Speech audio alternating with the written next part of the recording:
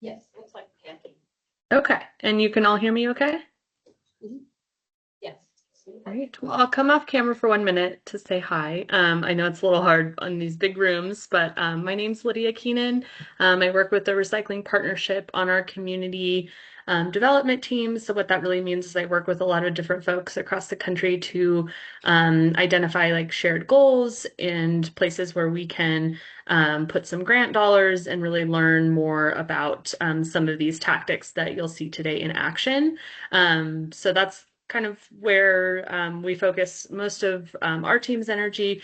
The Recycling Partnership, if you're not familiar, we'll go into a little more, but we also do work in policy. We do work in end markets and really focused on the supply and demand and the entire ecosystem of recycling. So I've been here for about 2.5 years, and I live in Salt Lake City, Utah, so a little far away, but not too far. We're spread out all over the country.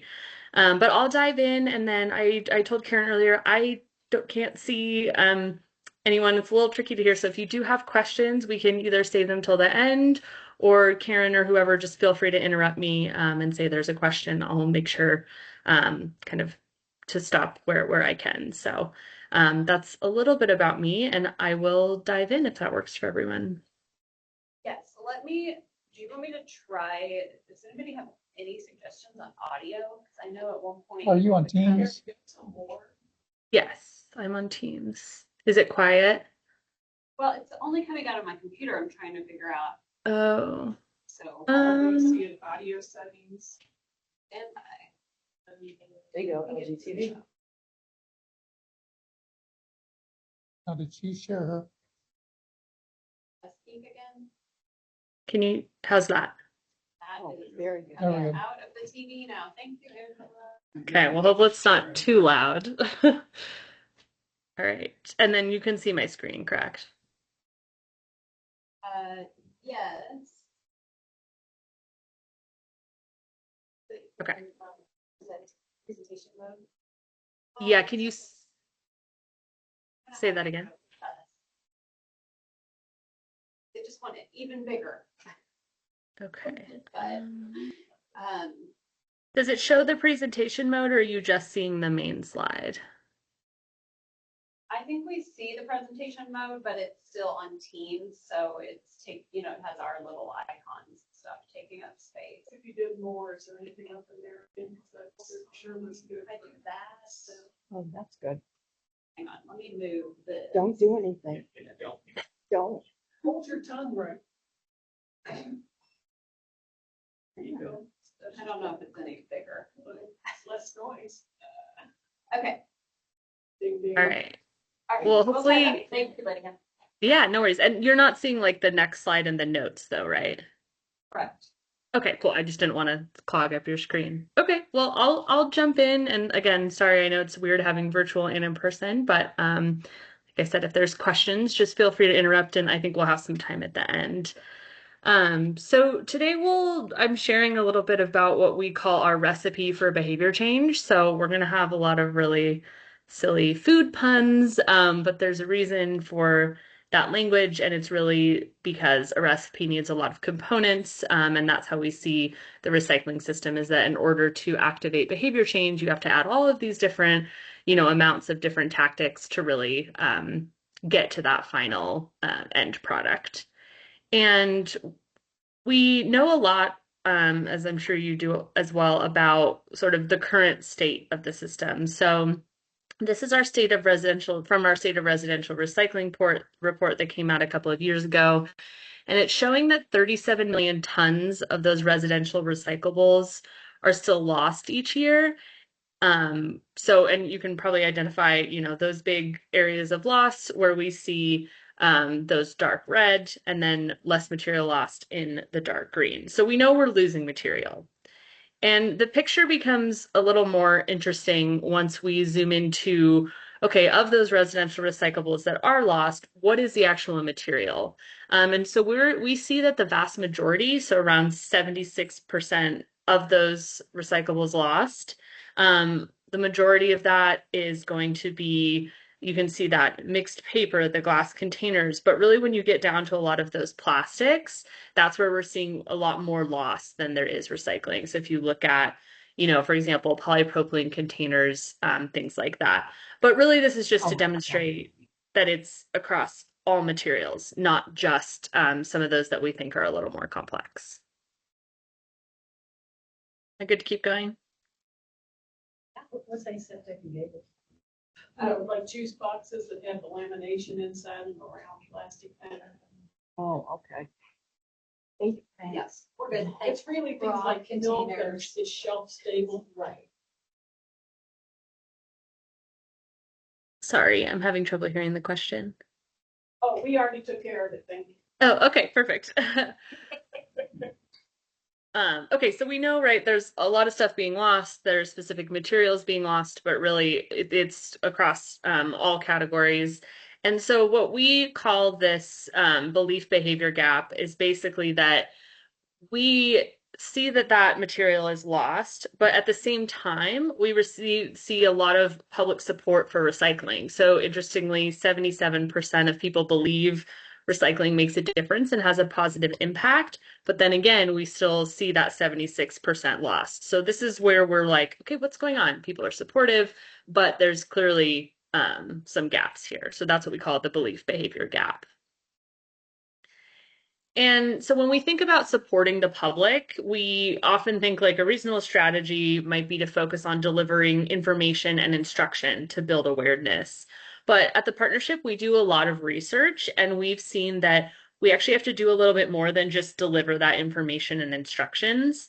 We need to think about the household experience of recycling as this kind of journey. So as you're all aware, this is something we're asked people to do every day, multiple times a day, and they sort of need to care, right? We're also asking these folks to do this behavior in the backdrop of a lot of new policy landscape. Programs are evolving, packaging is evolving. So there's just a lot of components to, again, what we're really asking folks to do, and simply providing correct information, which is important. We also have to visualize this act of recycling as a journey. And that's, again, where some of these recipe components will start to come in. So at the partnership, we've made significant investment in bringing an approach that drives those improvements in residential recycling behavior. And we do that with these three key goals in mind. So again, thinking about that journey, these are the goals that we're focused on in the partnership. So one is to restore confidence.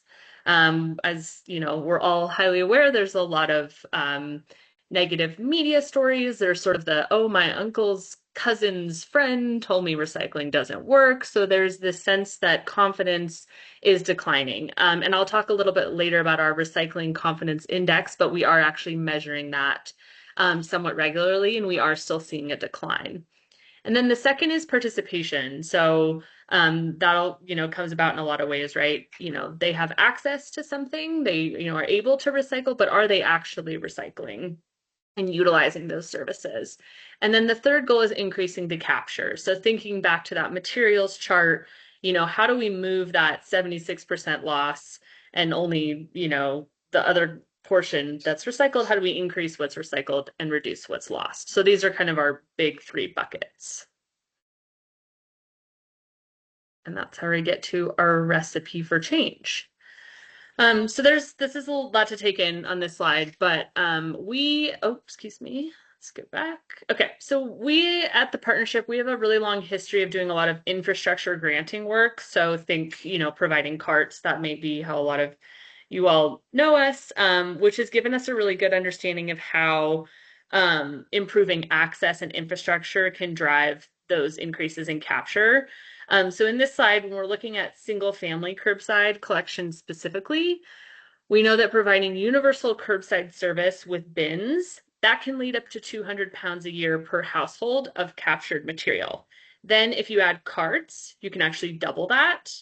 But if you want to get closer to capturing that full amount of what the households are generating, which is around 800 pounds per year, we have to combine that infrastructure investment with engagement. So that means, focusing on different types of behavior and different types of education and outreach. So in that last portion on the right-hand side, you can see if they have curbside carts and they have good engagement, you're really capturing the more than half of what a household is generating. And so we'll talk a little bit about this, but to develop a strategy that we hope will drive that behavior change, we knew we had to do some research to understand where we're at. And so we did a few different elements of foundational research. So that's that top section. That includes the Recycling Confidence Index, which I mentioned earlier. So essentially, we studied both what we call programmatic factors and perception factors that influence confidence in recycling. For audience segmentation, this is where we study trends across different barriers and perceptions of recycling to identify, different types of recyclers. So we'll go into this, but there's those eco-activators, right? Those folks that have been recycling for a long time, they're really bought into it, et cetera, et cetera. And then we have the sort of other side where people are not very engaged, they're really confused. And the goal with this is to be able to segment an audience to then understand how do we move the needle for those folks specifically. We've also done some ethnography and in-home insights. So this means ethnography is basically spending dedicated time. I participated in some of these studies. We would spend 2+ hours in people's homes asking them about recycling, how they handle it in their household, what they think about it, to bring some deeper insights to those more quantitative measurements. And then we've also done some labeling and package design focused surveys. And then the last two places on this slide, we've also taken a lot of inspiration and exploration of different behavior science models, and then took our hypotheses with these, research-backed models for change to build our own interventions and concepts. So that's a little bit where this recipe came from as well. And then, like I said earlier, and then once we build all of this background knowledge, layer in those models for change, then we actually go out in the communities and do pilot projects to understand the real world impact of the different solutions. So all that foundational research really helped us get at the root cause of some recycling behaviors. And we've identified these prominent themes. So first is there's a lot of confusion, frustration, and eroding confidence, like I mentioned earlier. So we see that people support recycling, but they're confused and they're frustrated. Secondly, less than half believe that recyclables are made into new things, which is a pretty significant amount of, folks that, yes, they might have some bit of confidence, then they've been recycling for a long time, but they're really not sure that it's working. Then we know there's also a really competitive messaging environment, which I'm sure you all are aware of, in your own day-to-day work, but we're not adequately capturing that public attention, and 75% of people don't recall receiving any communication about their recycling program. And then finally, something that I think is quite interesting that we'll dig into a little more, but there's real physical challenges when it comes to recycling, specifically in the home.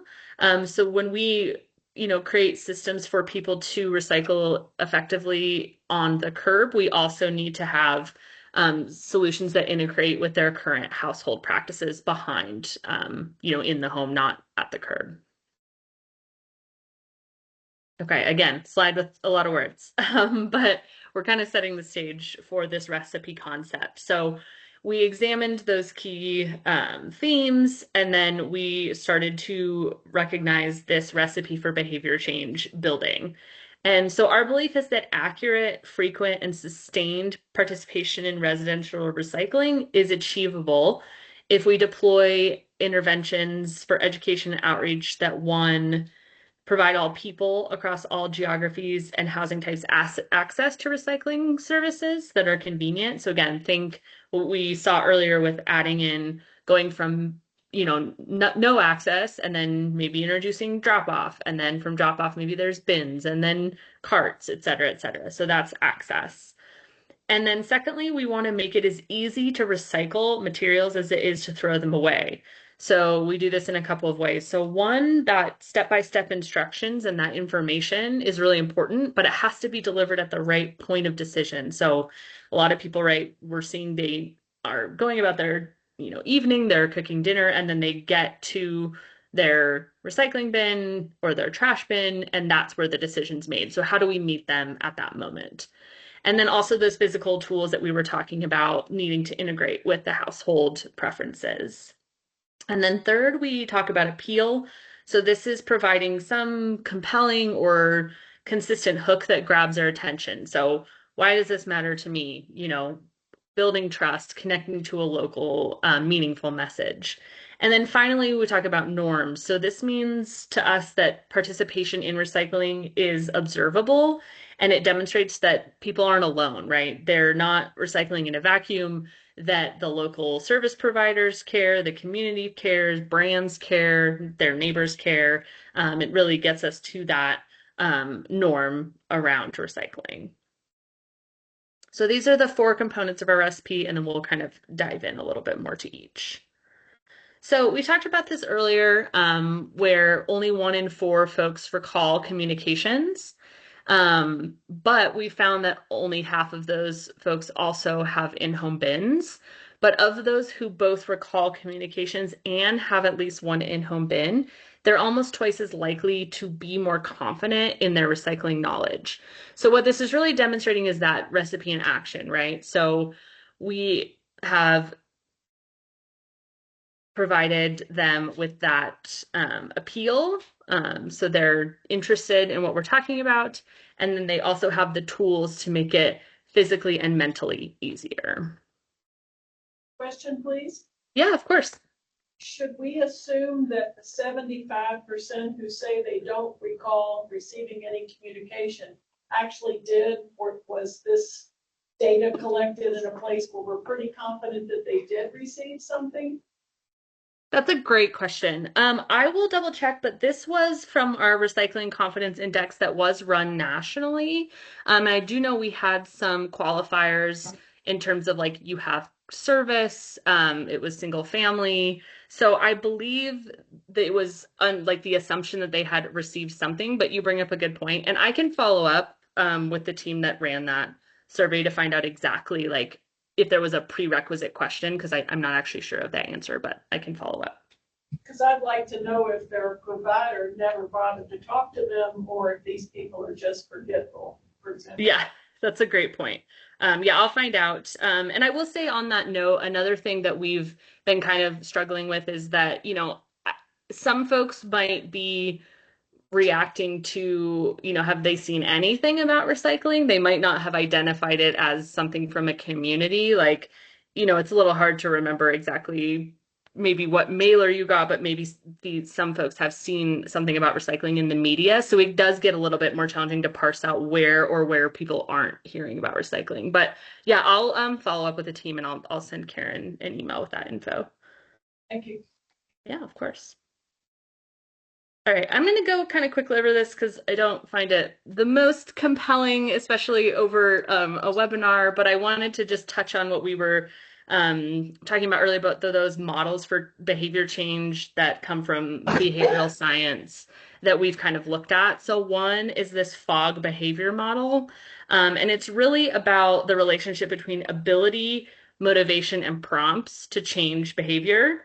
And that relationship is basically that curved line in the middle called action. And prompts in this model really are any type of stimulus to do a specific behavior. So in the context of recycling, it could be a mailer in the mailbox, but it also could be something like hearing the recycling truck down the street. We've probably all had that moment of like, oh my gosh, I forgot to put out, my cart. So those are the different kinds of prompts. And then, so circle A, that orange circle on the far left, that represents a person who's considering taking action on a behavior that's hard to do, but they're really not motivated to do it. So then when we deliver a prompt, like a mailer, they're probably not going to get over that action line and actually complete that behavior. But then what happens with, you can see person B, we've increased their motivation and we've increased their ability to do that behavior that we want them to do. So then those prompts work more effectively. So again, this is a little sciencey. It might help a little bit to see this with our recipe overlaid.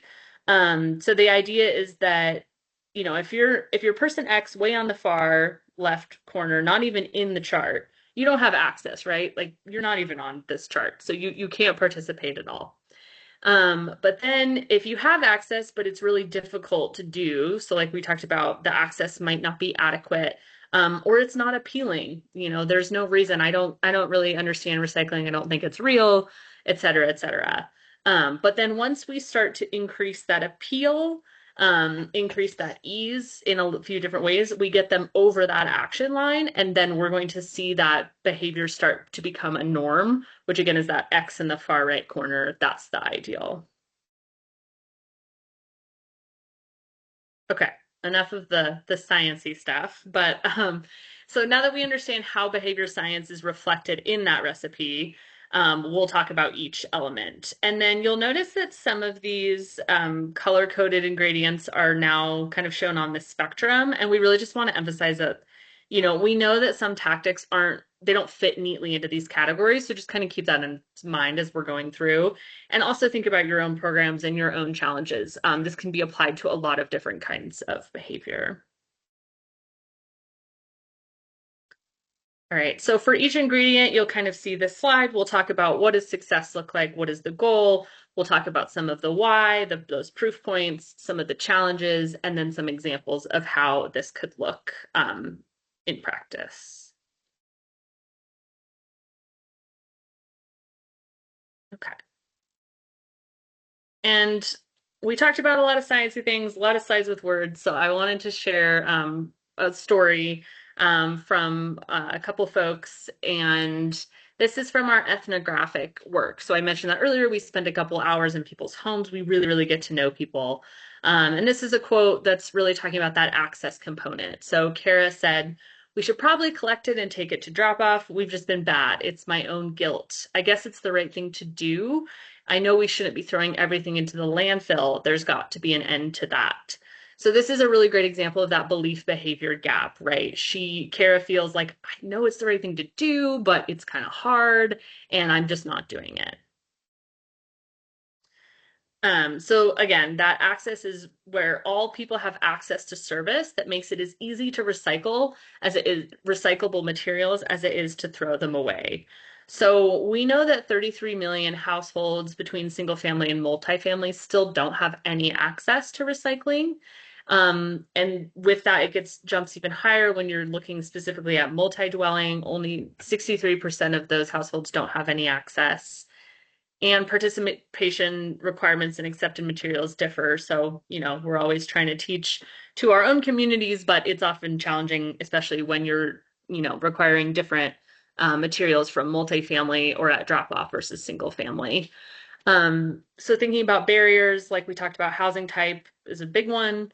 Program design. So what we talk about program design, that can mean a lot of different things, but is it, incentivizing the right behaviors? Think about ordinances, things like that. And then the cost of curbside recycling. So if it's, expensive or it's not automatically provided, that can be a barrier to some folks. A good example of some success here is like pay-as-you-throw programs, things like that. And then another challenge is the cost of maintaining consistent services over time. So we've seen in a number of locations that when service is disrupted or when there's big changes, people lose confidence in that service and often recycle less. A good example was in New Orleans.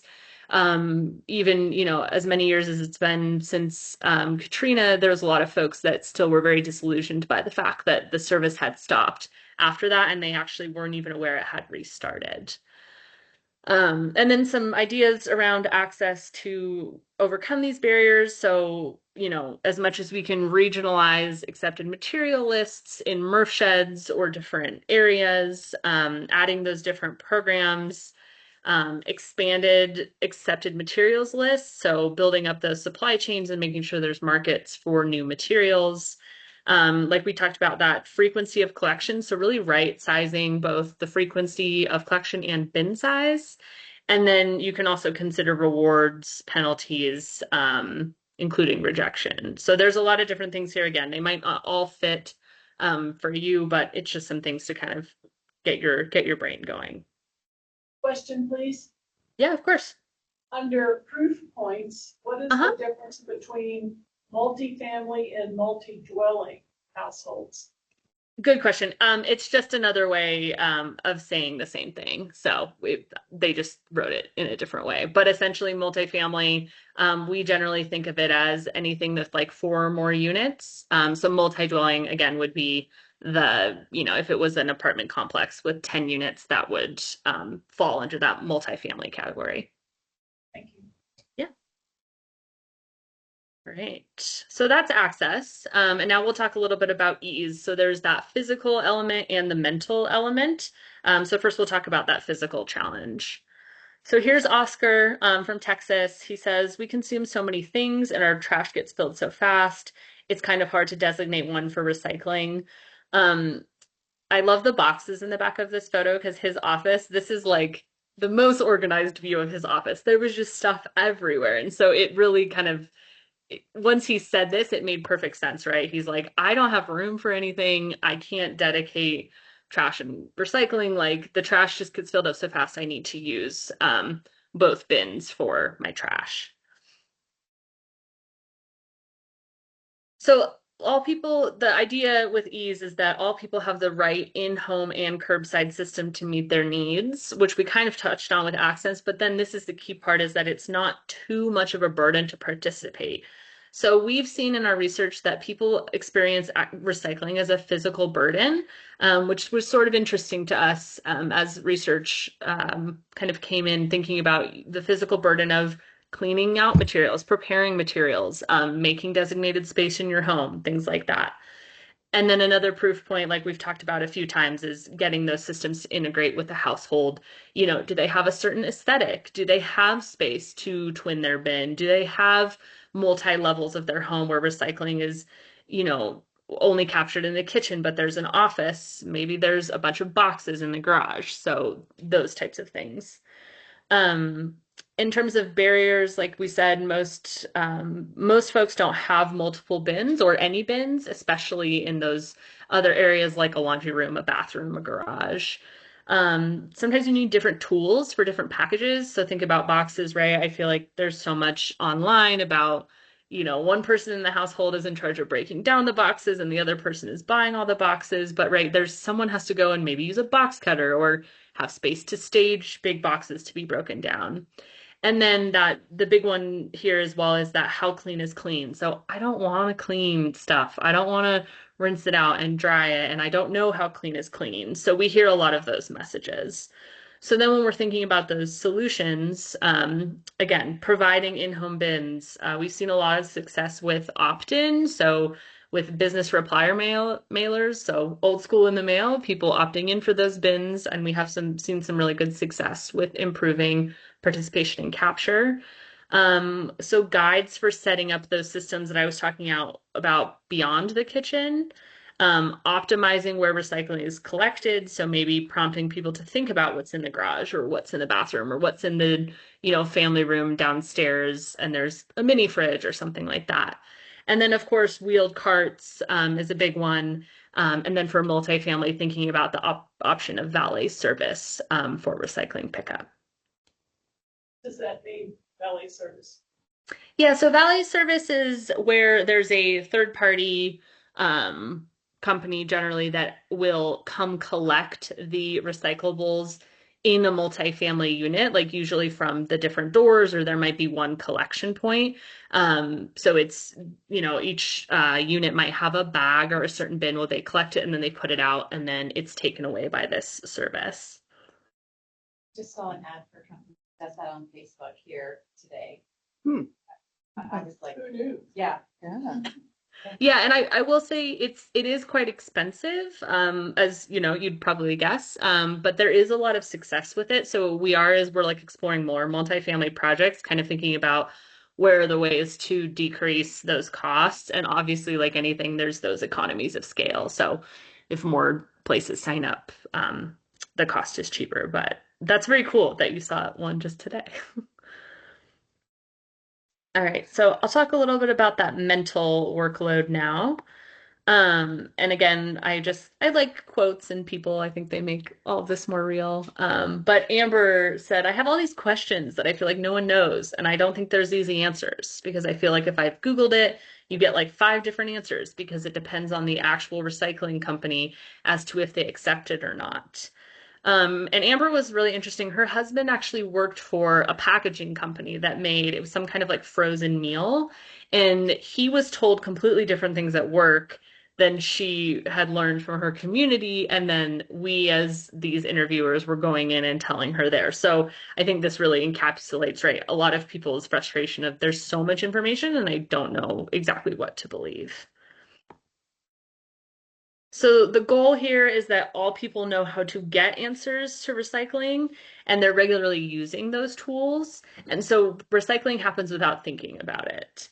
Like I was just talking about, people are really confused. They're frustrated. They're hearing from a lot of different sources. They're not sure what's accurate.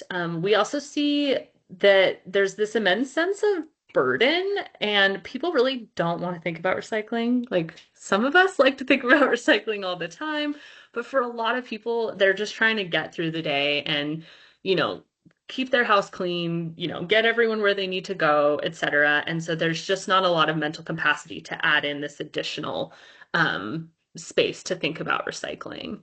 And for a few, you know, in terms of barriers, we've talked about these, but all of the changing rules and lists across geographies. So, you know, especially in communities where there might be a high tourist population, or you move to a new community, or you go visit family and the rules change, it can be quite disorienting.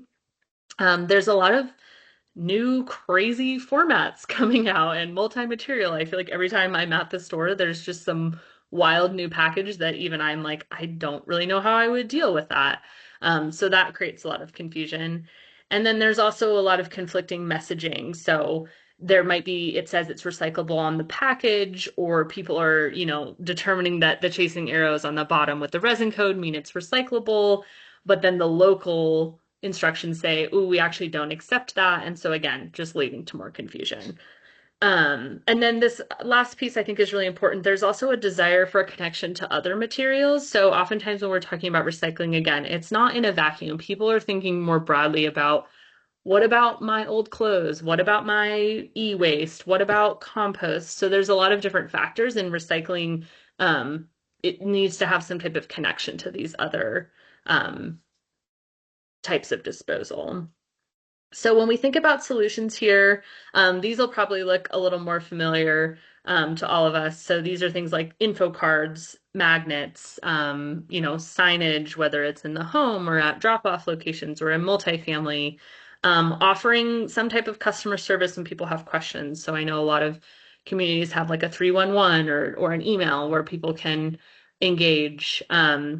Those room specific guides. So, hey, remember that, you know, your shampoo bottle or something like that can be recycled. Text notifications and reminders, which a lot of folks do in terms of when to set out, but could those be expanded to, you know, prompt or provide more information about what is actually recyclable? And then also a QR code or, you know, some type of chatbot, a digital connection to what you're sending out physically is really important in this new environment that we live in. Any questions? Okay. Great. So now we'll talk about appeal, which is kind of a fun one. So how do we get people to pay attention? How do we get people to care about what we're saying? So Drew and Susan, they live in New Orleans and they're really dedicated to recycling. They have a bunch of different sorting things. They collect all the glass for their neighbors and parties, but they said there's no rallying cry. There isn't a sense of urgency.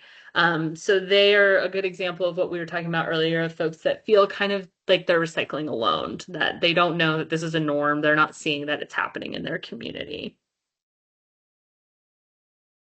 So appeal is thinking about people are invited in with that hook, right? So they feel connected to this local recycling system and they think it's worthwhile to then participate in that system.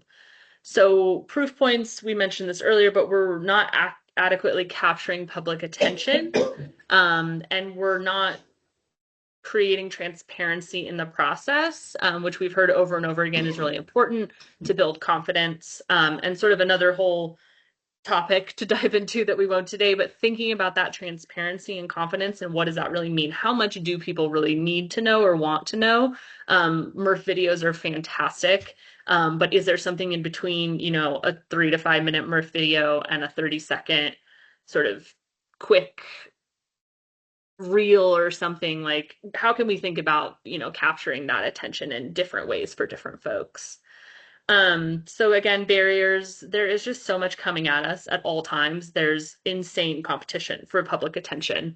So that in of itself is a challenge. And a lot of people initially don't think they need help with recycling. So I can't remember if I mentioned this, but we see this concept that recycling knowledge is stuck in time. So we'll hear people say, oh, well, when I was a kid, I did it this way, or oh, when I moved here, this is what we accepted. And so that's what I've always done. And so they're not aware that maybe that things have changed or they need a little bit more support. But then on the flip side, we have that stat again where people are saying they're not receiving enough information and they still have questions. So some things we've seen successful in this area would be a relatable spokesperson. So, you know, someone who they can trust, someone who's local, you know, maybe get the mayor involved, maybe get a teacher involved, those types of relatable folks. Really colorful creative that stands out. So we'll talk about this on the next slide, but thinking a little bit beyond that sort of blue and green palette that we're used to thinking about when it comes to recycling. Very specific calls to action. So what do we actually want people to do? We want them to recycle. Well, what does that mean, right? Like, what is the specific behavior that we're trying to prompt folks with that mailer or that message? Empathetic messaging, we've seen a lot of success with this, so we'll talk about that more on the next slide, but acknowledging that recycling can be confusing. And then also co-creation. So co-creation is really beyond translation or even transcreation, but it's really working with local community organizations or other, again, like those spokespeople to really build collateral and educational materials that people can see themselves in, is really important as well. So here's some examples of that empathetic messaging and then those brighter colors. So we tested these in different environments. So you'll notice on the left, right, we have those more blue and green, and then we also have the brighter colors on the right. But things like, it's okay, you're not alone. And then what about what is clean enough? Yeah, empty and dry is the key. And then also in the middle, there's sort of this comic book style. We've seen a lot of success with this as well. It prompts people to read through each of the frames, and then that last frame is that call to action, right? So the call here is, you know, are you confused about what plastics belong? And then the character says, I hear you, recycling your kitchen and laundry jugs, tubs, and bottles. And then the call to action is scan for more information. So just acknowledging that it's confusing goes a long way. So here's what I was just talking about, those places we saw positive impact from that. So we saw a statistically significant increase in tonnage in Reynoldsburg, Ohio, from using that bright color, empathetic collateral. Then we saw also statistically significant, I can't ever say that, increases in requests for carts. So we used that similar type of messaging for basically the option to request a cart through a business reply mailer in Indiana. That was very successful. And then we also did an online digital campaign in Folsom, California, Henrico, Virginia, and Madison County, Arkansas, that really exceeded those industry benchmarks. So we feel confident that these are concepts that are really resonating with folks. All right, we're almost there. Now we'll talk about norms. So this one's really about social influences and how those appear in a community or in a household. So this is Alicia, and she says, one of my coworkers at the airport, she gets on everybody about recycling. We'll line up the bottles and stuff on the counter for her. we don't have to do that, but we've just all gotten into the habit of doing it because we know that Mary wants to. It's just an extra little step that we do. So very, small environment, but at her work, right? Someone really cares. Someone says, "Hey, like I'm going to separate it. Can you help me out?" And people, because they have that connection to her, and this has become a norm in the workplace, they're taking this extra effort. So for norm, we consider success to be when all people can observe the desired behaviors in their community and again, see those signals that others care. So we hear a lot that people are actually looking for this, are actively looking for signals that recycling is a common practice and that others also appreciate the work they're putting in. So think about, oh, I recycle, but none of my roommates do. Or, well, I recycle, but the brands don't care. They keep making this stuff. So we hear those types of concerns a lot. And that kind of falls into that barrier section. So I don't think my neighbors are participating. I put my cart out every week, but I looked over there and there's a bunch of contamination in their bin. Or I don't really think my service provider cares. Maybe they slammed the bin on the ground and it broke. There can be these really little things that actually really impact trust for people. And then another big one that I'm sure we've all heard is it's collected in the same truck and taken to the same place. We won't mention that article that came out about that, but really just also being more transparent about the process is really helpful for folks. So some ideas here, this can be connected wraparound campaigns. So something broader in your community about recycling in addition to those more household level interventions. We also have seen success with neighbor to neighbor postcards. So this was a concept we tested in California where we had some fun postcards that different neighbors wrote to other folks in community and said, "Hey, did you know this was recyclable?" Like provided a sort of a supportive message. Stickers, bin decals, in-person outreach at events, or things like that. We've seen some 50-50 kind of feelings about yard signs, but that can be effective in certain neighborhoods. And then comparative stats. So how well is, this neighborhood doing compared to this neighborhood, or how well is my community doing compared to the national or something like that. So again, feeling like someone's paying attention and someone cares that I'm putting in the effort. And then finally, personalized feedback. So we've done a number of projects with on-truck cameras that identify contamination and then send a mailer to the house that tells them that there was contamination. It's a very gentle message, right? Like, "Oops, you made a mistake." Shows them contamination and then provides some additional information.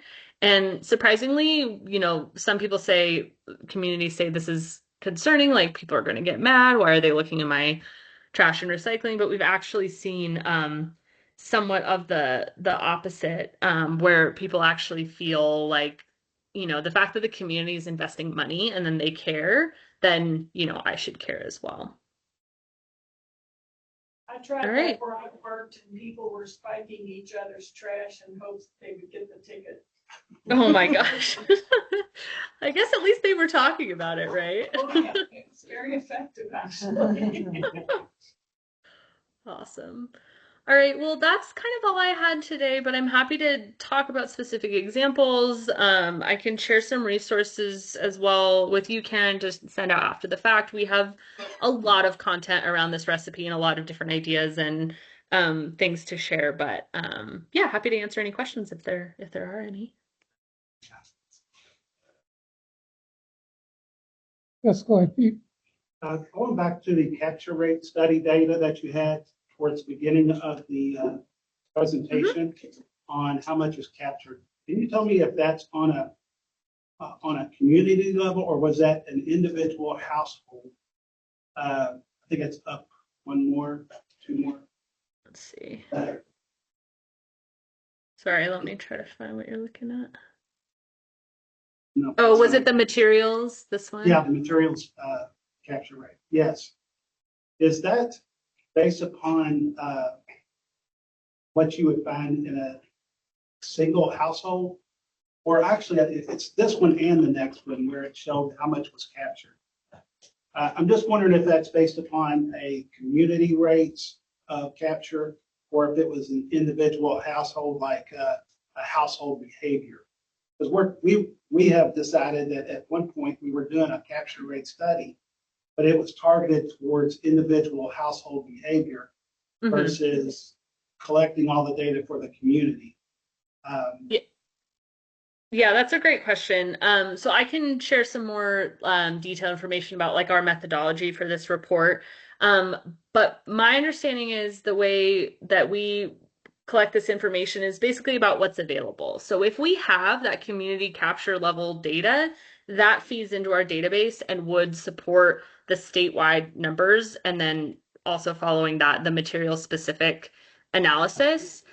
If we don't have that though, we're probably going off of other types of data. So if there's MRF audits that we have access to, if there's different types of self-reported data, or if there's requirements from the state, which some states, right, require you to say how much is being diverted, et cetera. So it's sort of a amalgamation of all those different sources of information. And we sort of rank them, right, in order of most complex, to your point of like a community level capture study gives us much more detailed insights versus, a single yearly reporting number regarding tonnage is like doesn't have as much weight. So it's sort of an amalgamation of those, but I can send more detail about the information that was used to produce this report, because it's pretty, I have to be honest, it's a little bit above my skill level in terms of like the math and the modeling. But I hope that kind of answers your question. It did. I'm trying to decide to ask this. Would you say that the data there is representative of the typical city, or is it a wide range? Of course, you're not going to know that with This slide is not normalized per capita. Every state that has a lot of people has a lot of material Red. loss. Why is Exactly. it nothing? Because nobody lives there. This is kind of a Yeah. useless slide. So it is not by capita, that's correct. So, but the other element, if you're thinking about this, is that in Montana, for example, where there are not a lot of people, because the majority, like a larger percentage of that population lives, in and around communities that may have access, they actually might lose less material when you're looking at like a rural area. But you're correct in terms of California, right? There's so many more people and so much more multifamily that sways those numbers as well. And I dare say the cost of landfilling probably correlates with the red states and has more built-in incentive that if you don't have to pay to put stuff in the landfill and you can for free send it off to recycling, people might be inspired. Yeah, Maybe that's they're a right. great point as well. Yeah, there's a lot of factors kind of influencing these broad numbers for sure. Can you go to the slide that had the columns that started with 0% recycling here and it ended up, I think it's the next one? Was it? No, the other direction. Oh, sorry. Keep going. Here, I'll go to this. No, the other direction. Was it this one? The one that said, with no access, in fact, 0% ever at 800 pounds. That one, yes. Yes. So with this slide, I mean, just a couple months ago, we went all the way through the zone project with the pilot project. If we're stuck at the curbside opt-in, we're kind of between the curbside opt-in for a lot of the county, and only the urban services district has the curbside bins. Unless we do something to compel everybody to have a bin, we're always going to be stuck right there. Yeah. I would say that it's a barrier. The way the system is now is a barrier to increasing recycling. Yeah, and we have the added level of not even being sure who you're supposed to call. Yeah. And so I will say that is a good point. And, I think there's plenty of, other elements you can use in terms of education, right, to get those folks to opt in. But you are right to some extent. And that's really why we focus on that access piece kind of first, because it's sort of that it's not low-hanging fruit by any means. I don't mean it that way. It's very hard to provide bins and service to a lot of different folks. But the other thing to think about with this slide, and I don't know that I articulated it well. When we think about access, we think about equivalent to trash. So in some areas, if they have to opt in for, that's not a great example, but if you have to opt in for both curbside trash and recycling, that actually in our minds would equate to equal access. It's really where, like, if trash is provided and then you have to opt in just for recycling, that's where that inequality builds. So that is one thing I probably didn't clarify quite as well. So it's not necessarily that like every household has a curbside cart and gets a ton of engagement, but we want to make sure that it's equivalent to trash. So if a more rural area, again, they only have bins for, let's make sure that it's equal for recycling. Does that make a little more sense? Yes. Okay. Like in our community, I mean, all the apartment managers have to provide trash services. None of them have to provide recycling. And Yeah, and if a household didn't have trash, what's the other option? Dumping, so we had that. Yeah, that exactly. Really small, like 3% Yeah, I unserviced mean, it rate. depends upon. how Yeah. you- So I mean, we've pretty much got our whole community at least opted into trash. Mhm. Yeah. It's mandatory for trash. Right, You have to pay to right. get recycling. But I mean, Or- even if or you're a those subscriber zone in a suburban area, you're going to select one of the trash haulers. I think I've told y'all about this employee of mine who lives in a homeowners association of patio homes. The homeowners association provides trash collection, but they told everybody, if you want recycling, you have to pay for it yourself. Call this number. And then the company said, there's not enough people who signed up. We're not offering it. So he has to take it to a drop off. Which in my mind is Yes. against the ordinance. If you're providing trash, you have to offer recycling. Well, And you can't just say, well, we're only gonna provide garbage. Pat said there was a loophole. Well, maybe there is, and maybe that's something to look at. What I hear, I'm not gonna go into everything. I'll just probably. But it happens.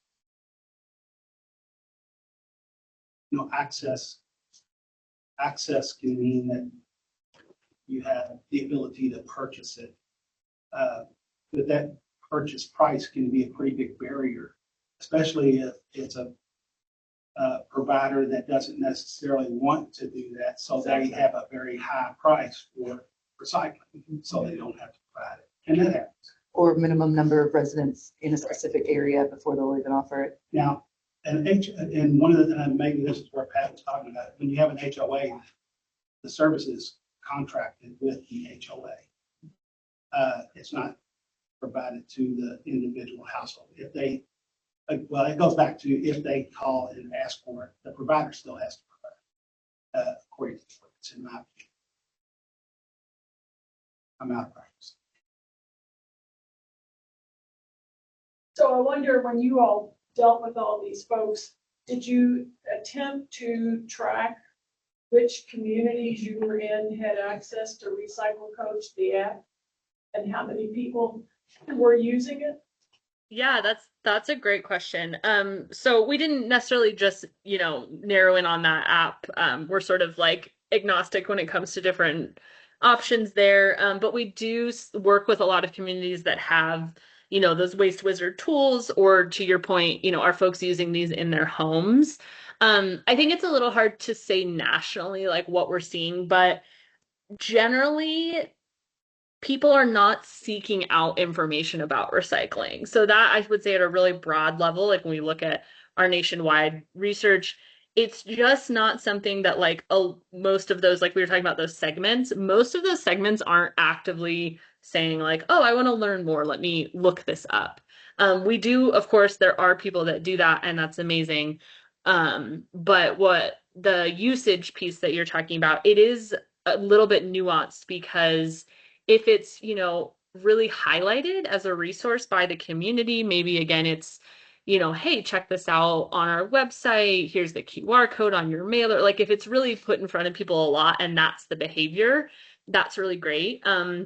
I will say we did operate a chat bot for quite a while, and we did deploy that in a number of communities. And what we saw there was a lot of usage sort of initially. So we had in Arkansas, for example, we did a project and there was a QR code on a mailer that included a magnet that said, you know, here's where to chat to get your recycling questions answered. We saw a lot of usage at first, and then we saw a really big drop off. So that's just one sort of piece of data. And then the other component I would call out as well is that ability for like text reminders about make sure you put out your bins, any type of two-way, or I guess like any way to communicate back to the person that has that app or is it's a great touch point where they're not actually seeking that information, but you're reaching out and providing the information. So I think there's more to explore there for sure with like with those reminders, could there be additional information shared or things like that? Because like I said, at a really broad level, we just see that most people aren't looking for that information, and they're also just recycling based on rules and like habit. So right, they've already sort of made a decision about what they're holding in their hand, and so capturing their attention at that moment, ideally that would be a great place for like a Waste Wizard or some type of, you know, engaging app, but it doesn't always correlate to usage of those tools at the key moments. Is that helpful? Yes, thank you. Did you look at the demographics of the households, such as do they have school-age kids who are getting indoctrinated and coming home and working on their grown-ups? That's a great question. We did, I would say like not quite that specifically in terms of like kids, but we have done a lot of work with all of our research to include demographics. And so ideally, once we originally ran that audience segmentation work, we were like, okay, these segments will align perfectly with these different types of audience segments. So like what I'm thinking of in the example you shared is like, you know, there's a couple kids at home, they're getting all this information from school, they're coming home. That household now falls in that quote unquote eco activator segment, right? They're just really into recycling. And like you said, the kids have kind of indoctrinated them. But unfortunately, slash fortunately, it depends on how you look at it, we did not see really clear demographic lines for recycling behaviors and the segmentation, which it was surprising in some ways, and it's also makes it more challenging, right? Like if you could just look at the demographics of your community and be like, oh, you know, I know that everyone that has kids needs this type of engagement. Everyone that lives you know, in this part of the community needs this type of engagement. That would be easier. But we haven't seen those demographic trends as much as maybe would be expected. I will add to that, that's kind of looking really at a broad level, right? Like we know in every community, there's usually routes that need more support, et cetera. So I don't want to say that that is not realistic, and doing your own kind of segmentation like that is really valuable. You know, where I live, they're doing some targeted like cart tagging just in the neighborhoods that they know have high contamination. So I think there's kind of a twofold piece there. So I hope that's helpful. Yes, thank you.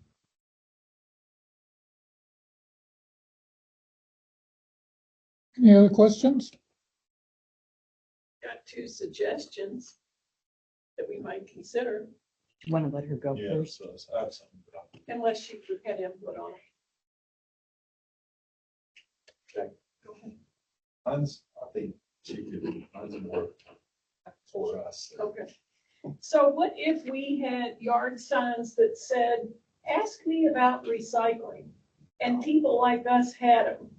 Because the whole thing about if your neighbor's doing it, you're way more likely to do it yourself is really true. Even for something expensive like solar panels, the number one thing that causes people to do it is when a neighbor does it for a bunch of sheep. So I'm wondering, and what if we said, you know, you had to pass a quiz to get the sign to make sure people knew, or they knew how to use Recycle Coach, but you know, I think my neighborhood does pretty well, but I also think that when people are out walking their dogs and their kids, they always look over at our house because we trimmed our windows in orange. So it's weird, but I think it's good looking. But anyway, people are always looking at the house, and wouldn't it be cool if they had a sign? I had a sign that I could put out and they could come up and knock on the door like they do about the solar panels on the roof. Have you ever heard anybody doing that? Yeah, is that to me? I just wanted to check. Yes. Yeah, Sorry. okay. No, you're fine. I just can't see, so I wasn't sure. Right. Yeah, I love that idea, and it does fit perfectly into that norm category. And we have seen we haven't been able to deploy it, I would say, as successfully because we're often not in communities for long enough. But the concept of neighborhood captains or like some type of neighbor to neighbor exchange of information is very powerful, and we do see success with that. So I think, that's exactly the right track. The yard signs that I was saying earlier were sort of 50-50 in terms of what people liked. Is we have heard that sometimes a yard sign, and take this with a grain of salt, but if there's a lot of campaigning in a specific community, some people find it like off-putting, and they say, I don't want to tell, it feels like they're showing off somehow. We heard that from a few folks with like these like I recycle yard signs, but a sign that was more to invite questioning and to designate someone as like a go-to trusted advisor. Yeah, we've definitely seen success with that, just not in terms of signs, but I love that idea. I think it would work well. One kind of hiccup, I don't know how many HOAs you have. We have also heard from a lot of communities, if they have HOAs, you can't put up signs, but there's a lot of different ways you could, go about designating those sort of neighborhood captains or however that. Yeah. We have our No Waste Ambassador program. We actually ordered just 10 yard signs that say, I'm a No Waste Ambassador, ask me kind of I'll thing. take So one. some of the ideas, yeah. I had one for the first 30 days and nobody asked me anything. But, well, I was thinking, so we have the crews that go around and they spot check the recycling bins and you get a little green or a yellow or a red tag. Now, the yellow and the red tags are informative. They're instructional to help you correct bad behaviors. But what if the people who got green, I don't need a green tag that's just going to get wet and fall off my cart and be a big problem. What if we put a big green sticker on the front of their cart that says, this household recycles right, and put a big star on it? And that would be, Followed by, and ask me how you do it would it. also direct people, ask them, how do you get that? Because the people who are doing it right, say, well, Just like I recycle this, I recycle that. Yeah. I mean, everyone loves competition, right? So. Yeah, you did something good. I like that. Because you're right, the tags are temporary, but if you Yeah. get green. Yeah, and the yellow and red, that's kind of a private thing. Yeah. If you're doing it right, let's recognize them. Yeah, Yeah. that's a good idea. So my other question is, we do have the issue of using the same Packer trucks for all three services. And Mhm. yes, we have the people who think it's all going to the landfill. Mhm. And have you dealt with a community that had magnetic signs for what they, that day that they slapped on the truck? So that the people who look out the window see, oh, it's the recycling truck, or oh, it's the yard waste, or oh, it's the trash truck. Has anybody tried that? Yeah, that's a good question. I do believe we have seen a couple examples of where the exterior of the truck kind of shows the interior. So it will sort of have like an outline of like the dual body system, if that makes sense. Like it shows that one half is recycling and one half is trash or yard waste, however that works. I could try to find a picture of that. I've seen that a couple times. And then I also think we've done some like activations where we did put information on a recycling truck, whatever that looks like, to again provide that Ours are build not that split confidence. Oh, they're Ours are not split body. No, they're just trucks that get used for different things on different days. Got it. And so they look the same to people.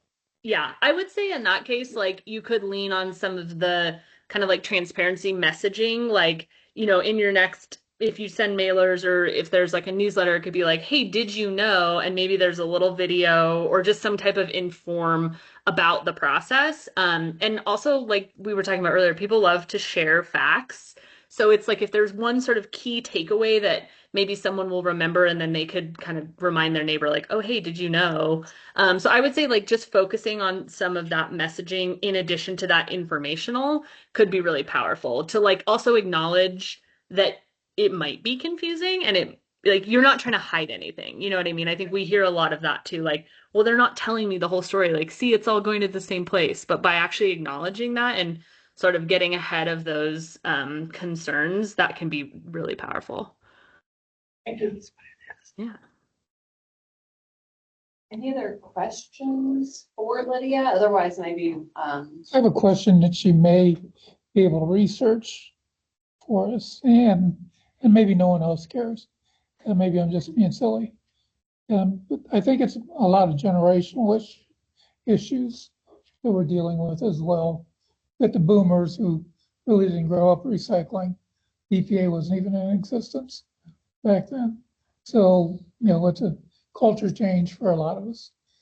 But do we have any data on how much fiber we send out in mailers? I probably heard mailers 30 times in your presentation. I'm wondering how much weight in mailers we send out in the United States to inform people about recycling. And are our recycling numbers a net of the gross intake minus the mailers? And this was our actual gain. Because there's an opportunity where we could be creating more recyclable waste by our mailers and what we're actually getting back in product. Yeah, I that's think a it great has to be- question. Oh, sorry, go ahead. It's just something to think about. How do we do more efficient messaging? Mhm. Because I'm going to be honest and tell a brief little story, not to bore people, but I've been in the business 35 years. My wife has never been a big recycler because they started us out with 18-gallon bin, and we cook at home, and that thing filled up in 2 days. And you had to throw everything else away for the rest of the week until the garbage man or the recycling guy came. So she's never been a big recycler, but my son-in-law is. He spends all of his day recycling, coaching recycling. And I think by her involvement in my granddaughter's life through Girl Scouts or whatnot, she's grown to know more about what truly needs to be done and grown a greater appreciation for it. And to where now she's actually actively recycling with 2 95-gallon carts. And it's remarkable. It's like somebody finally, she's 67 years old. Somebody finally switched, flipped the switch. And it didn't take a mailer. It didn't, we didn't have to print anything or send it out. We didn't have to give any little squeeze balls that says made out of recycling product. Because, what are they going to do with those? And throw them in the trash. So 2 things. What is our net, take away everything that we send out in the United States promoting recycling versus what we get back? What's our net gain? And number 2, how do we get better messaging? It's got to be, everything's done through an iPhone now. When you tell me there's a QR code on something, you lost me. I don't have time. I don't understand it. I know it's probably easy. It's just another thing that, it's beyond my scope of knowledge, and I don't want to fuss with it. So how do we get that messaging out to the group of people that are now, you have the boomers going out, so what's the next generation going to do? I think we're going to see an uptick because they're more educated, they're more sensitive to the topic. But it just, there's a time element that has to expire before we can actually make those big generational changes. Hopefully something that I may have said may strike home with somebody, but it's just a thought that I had. I don't know if you have any, or you can come up with any data on how much is actually sent out in the US in mailers. Because we know Yeah, our post office is quite efficient with mail. Yeah, I don't have that number off the top of my head, and I could find out if we have anything about that. And I would just say, like, you're completely right, and everything you're thinking about, I'm like, come work with us because this is what we're trying to figure out. I would say 2 things that I really just reiterate points you made that we've seen is, one, shockingly, mailers do still work for a large portion of the population, which to a lot of folks is surprising, I think us included. Like a lot of people are like, I don't look at my mail, I don't care. But when we actually ask a lot of folks that recall communications, they remember mailers. So, but that's separate from the waste involved. The other thing that I didn't get to talk about, but I think is maybe relevant, is this what we consider like cost per behavior change. So often we think about, right, like the cost per intervention. So maybe it costs $1 a household to send a mailer. Maybe it's 4, depending on where you live. But there's this cost to actually send the thing. And then there's the cost of the behavior change. So sort of what you're getting at, like, maybe your wife got 20 mailers in her life and none of them motivated her to change her behavior, right? So that was the cost per behavior change is really high. Like we might have had to send her 50 mail, maybe no number of mailers would have changed her mind. So there's this cost per behavior change. And one of the ways to drill down into that a little more is with looking at that kind of audience segmentation. So thinking about, okay, who is still susceptible to messaging on a mailer? Like, let's only then send them mailers.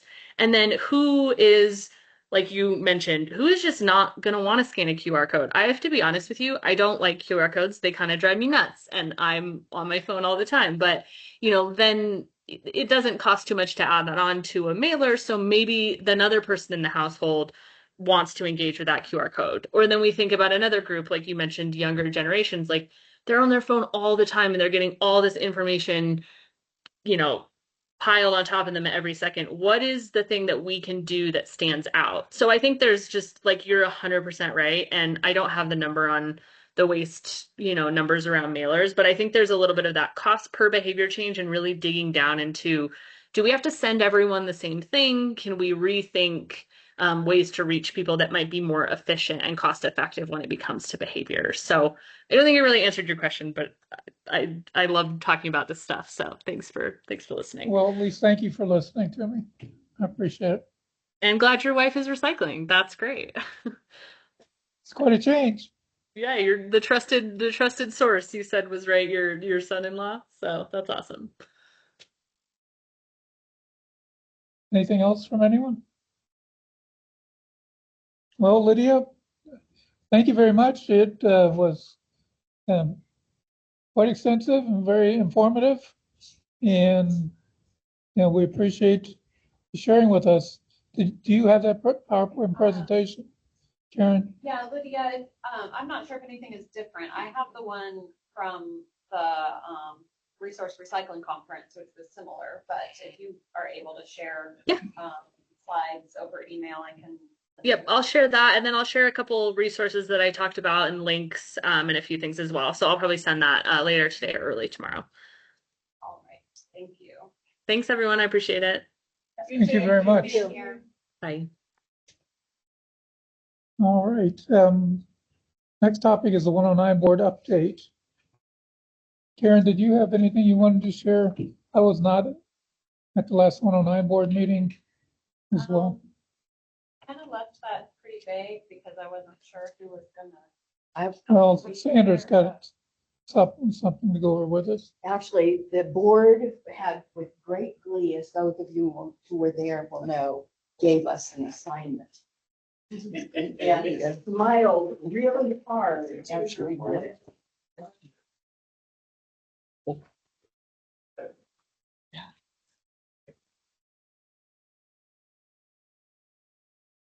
Actually, what they did was one of the board members ended up saying, how often do we sweep streets here in Louisville and clean things up? And the answer came back 3 times a year.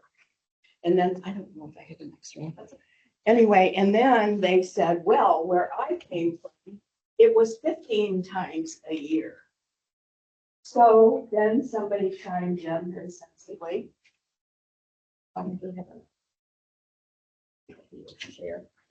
And they said, well, how come? And the answer really is that what's been happening is that the number of companies they contract with ends up being fewer all the time, and the cost of street sweeping goes up. And so that's when they turned to us and they said, we want the advisory committee to look into that. Do we have private street sweepers in this community? Yes, There's 3 times a only year. one that. I mean, I know you does can contract the them like an event. But there's a. No, Business. what they really wanted us to do is to look into the whole local situation with street sweeping with the thought that ultimately we can have a cleaner community.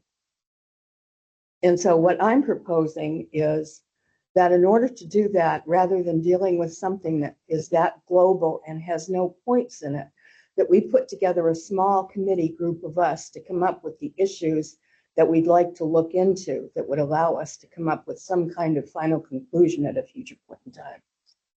And if a small group of us got together, I think we could come up with the things that we need to know or that we need to look into. What is the problem we're fixing? Do they think the streets are dirty or they're just trying to figure out what's Yeah, they think normal? we don't, they think that other cities do a better job of keeping their cities clean. Do clean in general or clean on the streets specifically? Curves. The Yeah. the streets. Yeah, they didn't get into anything other than Other than street streets. sweeping. Do they Run want the us to chain. come up with a list of street sweepers in? No, they were Specific? very non-specific, very general. Street sweepers pick up stuff and actually, what do they do with it? See, that's one of the questions, right? Brings it into a machine and it sells it out. Like a It has to- like it has to be machines are dry. expensive. And then it goes to the dump. From my experience with this, with Metro, it is 3 times a year, but there are areas that will get a little bit more. Some of my clients will get more. Of 9 times. And then apparently Up to during the 9 Kentucky times? Derby, there's certain areas that get a better Yeah, job. I mean, Yeah, when you have exactly. special events. there's Yeah, things that happen. exactly. But the city does contract and put out RFPs for street sweeping outside of the urban services district for those same 3 sweepings. Mhm. And really, there's only been one that has bid on it. And then our understanding is that they're really the only one in the Louisville market that does it on that scale. We've got some people that do parking lots, but they're not set up to do that. And the state Yeah. has the same issue with finding street sweepers. And Well, what we could even look at is, since we are so restricted here, this city that has 15, what do they do that's different from what our environment has? I mean, there are things Are they we could come still up with. doing 15 a year? I Or don't did know. they do 15 a year 20 years ago when they Well, were see, kids? that's a perfectly valid question. We just have to find out. Is the amount of trash that MSD picks up out of the catch basins on the curbs Mhm. is phenomenal. That's a good And idea. they have this huge area where the trucks take what they take a clamshell into the catch basin, put it in the truck, and then they have to take the truck and dump load it in this huge bed to let some of the water drain out. And then they take it to the landfill. And most of that stuff started out on the curb, and we probably ought to look at both. Because That's a it's good a huge expense that people don't realize.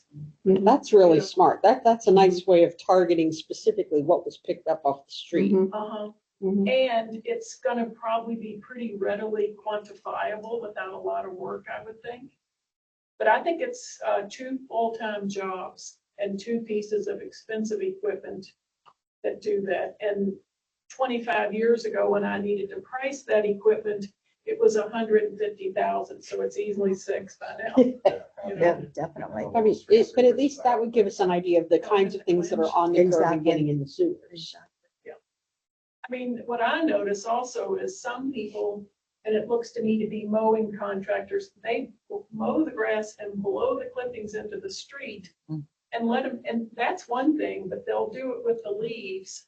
And in my neighborhood, there's a stop sign where you see people have skidded on the leaves that were left behind. So it's definitely a problem, but I wouldn't say it's our biggest crisis. Well, who would like to volunteer to come up with this list of things that we just started talking about? I would say if y'all want it, I'm familiar a lot with the contracting and what Okay, Metro's doing, so I can. so you can volunteer. Thank you. And Bruce has volunteered. I just made it. No, we've already talked about it Uh-huh. and I'm on board. And I think Sarah brings up a good point. Mhm. And it's something you probably have greater insight to with your history with MSD. Because it is true. It is true that everything that they're pulling out of there comes from littering. Yeah. Yep. Pretty So, much, yeah. Well, So you honestly, volunteer some for- of it's, most of it is. A lot of it, majority, especially like the interstate, you're getting a lot of vehicle debris, crap, rocks. That's what's filling up a lot on the interstate and even some of the side streets. But well, where would it be if it didn't go down the sewer?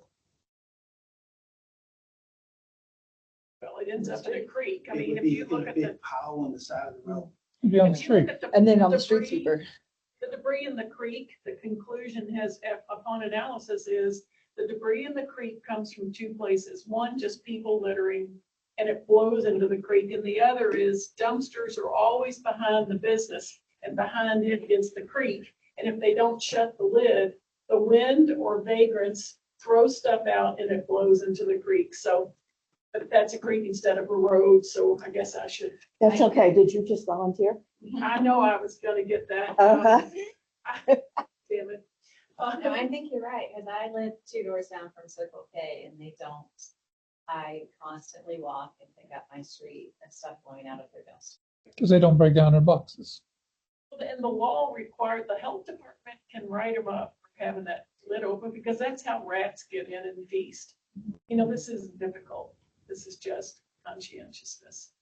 So I will contact MSD and get some current data. And then if not what we were gonna photos. do is get together before our next meeting so that we could bring something to this group at the next meeting. Can you get us together? If you've got a schedule issue. Well, I guess we can, I will do my best to get us together. Okay. I won't be available the end of June through the 11th of July. So it'd probably be the week after the 11th of July. Anybody else want to volunteer? You have that I look. don't have the bandwidth right now. Okay. That's all right. Just bring a lot of opinions to the next meeting. Sarah, are you in? She said yes. Get out of it. No, you can't. Thank you. No, thank you. Take that as a Take one yes. for the team. Okay. Okay, we have 4. No, we have 3. Well, Rob, Oh, Rob, I'm sorry. For engineering would be enough to get the. Yeah, I agree. okay, sounds good. Thank you very much. So you guys put your hands up and didn't even know it. Oh, That's all the look. Thank you, Sandra. That's good. And Brian Funk, I believe, is the individual that he brought was. that up. And I was almost thinking we'd invite him to join us. He's the. one Since that he's got a has lot of northern accent. I know New Haven, Connecticut was the city he mentioned. Well, we can Still, actually at the next week, we can tell him we've put a team together and he's welcome to. Which Join in. makes total sense. I agree. Who is it? Brian Funk. He sounds like he's from Chicago to me. I'm thinking of the right guy. He's from Connecticut. Really? It shows you how good my ear is. Well, they flatten A's there too. Is it, Okay, thank you. is it just a simple amount of money? Like, no, we That- pay well- to have it 3 times. If you want to have it 15 times, well, it's Well, but gonna you cost that can't, much more have money. it 15 times if there's no local service provider. I mean, that's part of the issue. The other issue as a city dweller is when people don't move their cars, then it doesn't get done there. And if they park in front of your house, your curb doesn't get clean and That's theirs absolutely does. true. So there's an enforcement issue too. I think it comes down to what Adam was saying. A lot of, I mean, if the city could do it 15 times a year, they would do it, but they don't have the money or equipment to be able to do I it. agree. And when you do it less frequently, the harder it is on the equipment to That's get right. the stuff up, so you have Mhm. more breakdowns. So I think in an ideal world, doing it a lot more times is preferable, but it is exceedingly expensive. Well, but if you knew how expensive, you could start talking about it. I don't know what to ask for.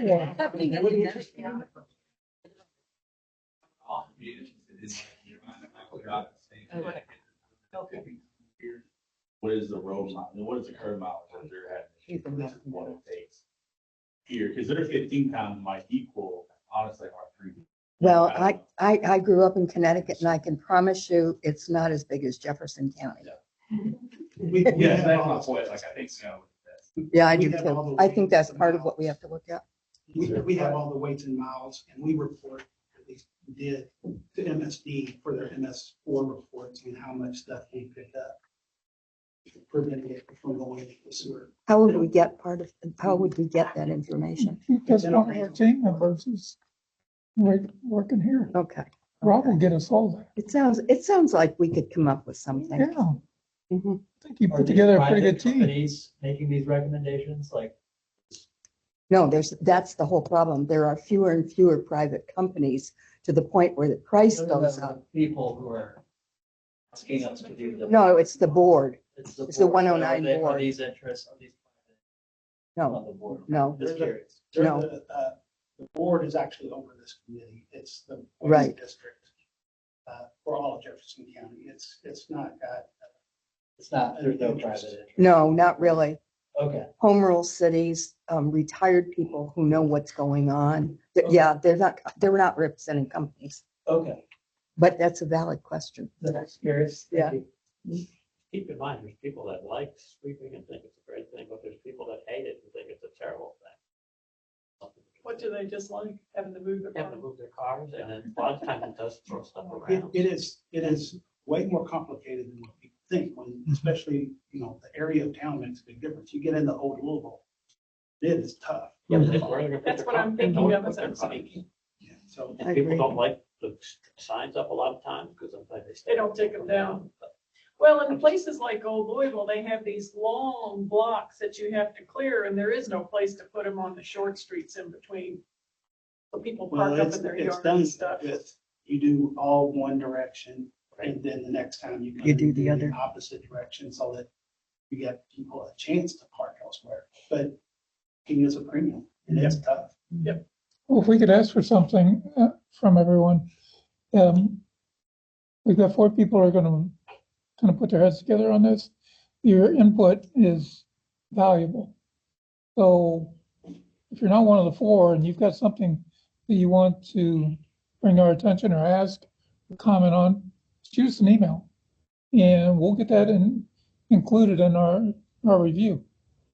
It's an opportunity to give a tangible result to the 109 board and possibly help, increase and decrease the amount that MSD's pulling out of the catch basins and increase the amount that we're collecting. And maybe there are areas where it's tough.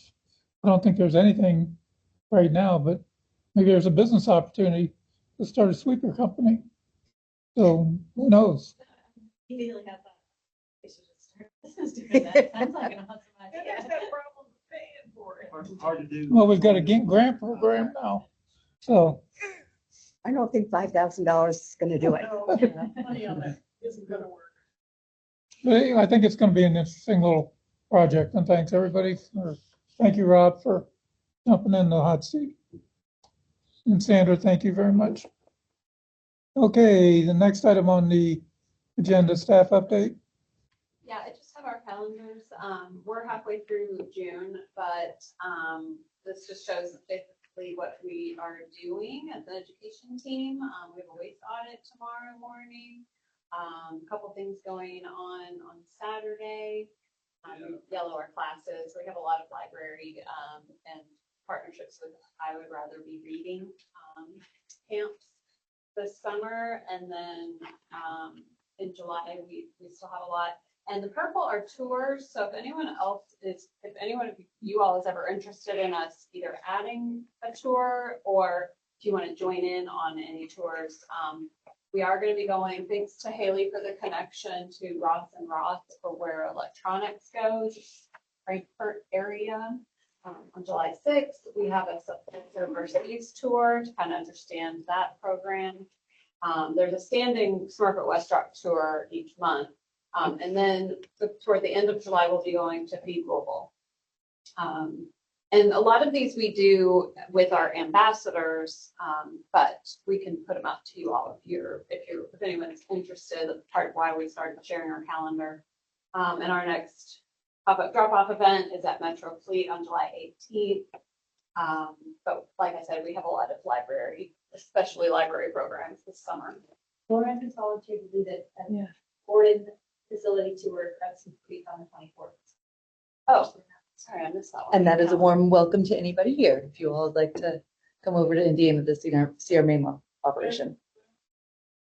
July 24th. Yeah. you've not morning been, I would time. highly recommend Oh, taking the opportunity. I think Rachel, remind me, do we agree 9:30? We carpool. Please. The 24th, you said? Yeah, The Friday. okay, that was it. for- Okay, public input. Yes, Mr. Just- Public. Yeah, just on the presentation tonight, I think what really, I kind of come away from this is that if you take a look at our last 5-year solid waste management plan and the action steps that we put into it, it validated a lot of stuff that we were talking about, consistent messaging, the problems that we have with national versus local, and just a lot of those issues. I think it validated where we were going with a lot of what the factors always we said. So there's things to learn out of that, obviously, but we should feel pretty good about where we are as a community. I think we're doing a really good job. Me too. That's my almost a couple of comments. And I was gonna bring up, the article that Connor Giffen did on the plastic. I was hoping that we could, I was hoping that we could have some sort of report, because I do think this confidence gap thing is big. And that, when I heard about it, I thought, okay, you're gonna fix it. But I worry about it dinging the confidence. And so I'm hoping we could have a presentation on how, because I honestly don't know, how do you check this stuff periodically? And I'd like to know if your options are dwindling. They are always dwindling and moving. I will definitely say that. We did a thorough check. It actually went through our legal department. They had applied for the wrong licensing. So our licensing that we verified and checked was correct. We actually didn't know that they had the EPA issue that when it came out, but they had reported to us that they were having equipment problems, and they were lacking taking the material in the manner that we needed them to take it in. So we had already started to move material to another source. And then they called us and said they were shutting down because they had equipment problems temporarily. And then that came. Right. So how could we let the public know that you were on the ball and you were fixing it? I don't know. I don't know what is the best way to address that, or do we add more confusion? What we did, we were already in the process, like I said, and so then now that's not, we're not ever going to do business with them again. But we did notify the city and said we had made a change in where we're sending the material. But I agree, but I also don't want to add any more confusion in that. So open to suggestions of what we think is best to. Can we get him to do a follow-up story? Yeah. Have you talked to him? Somebody has. May you, your bosses let you? Talk to Connor. I think we can probably arrange that. When he originally called our corporate office, and this was standard policy that we don't respond to reporters. Dealing with it on a local level makes it much easier. And I'm always under the impression that it's better to get involved than to, I wish that the original reach had just been local and not come to, but I get that, that happens. And, but I don't see that would be a problem for us to do. And I'm sure I could have that conversation.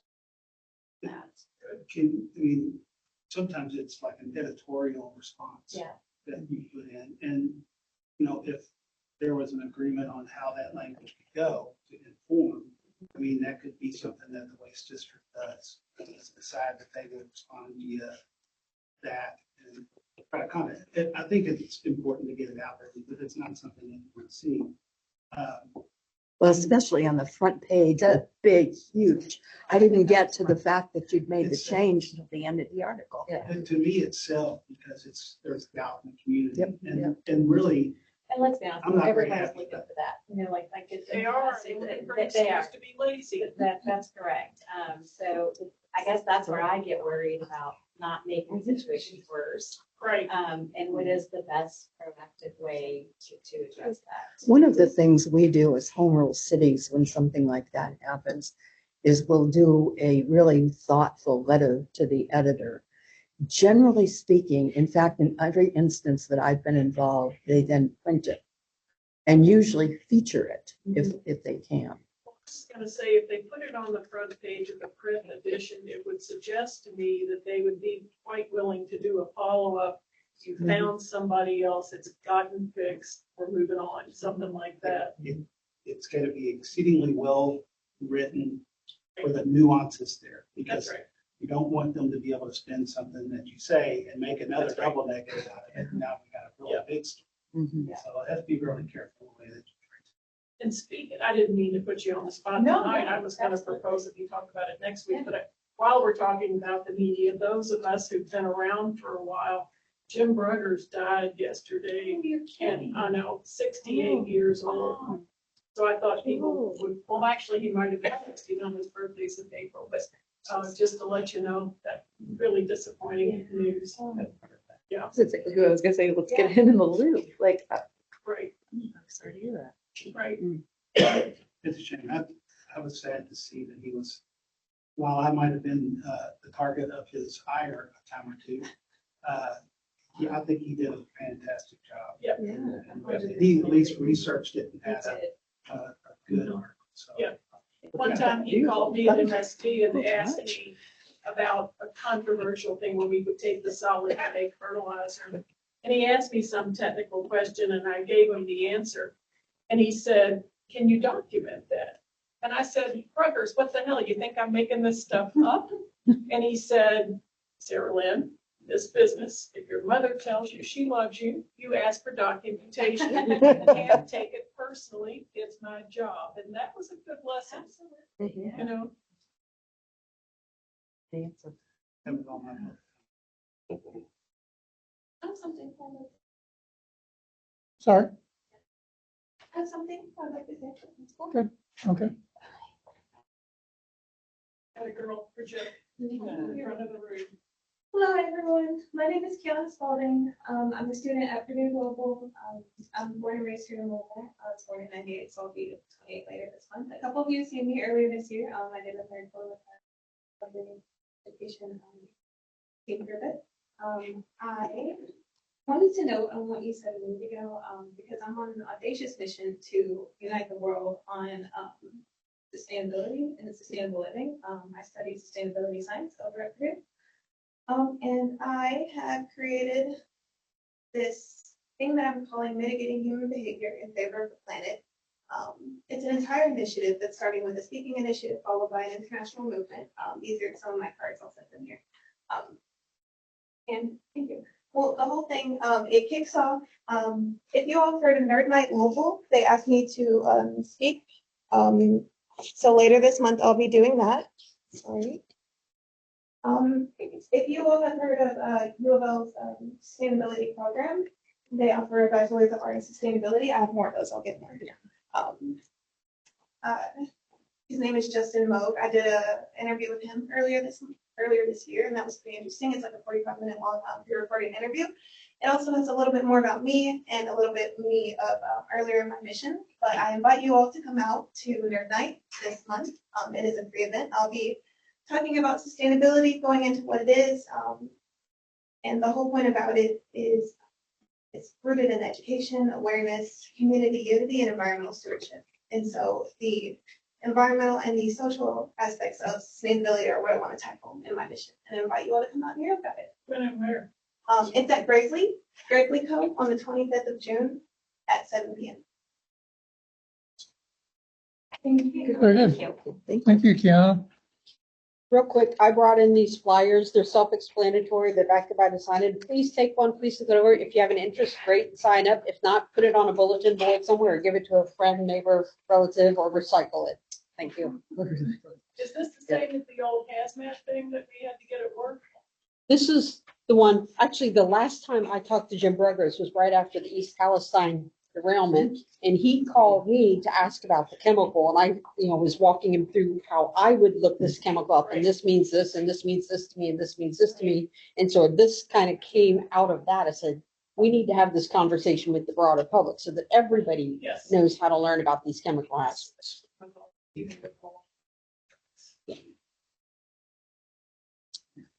All right, before we get to announcements, I will put together a date and reach out to you, Sandra, and the other, and Sarah Lynn and Rob, to pick a date to where we can chat a bit.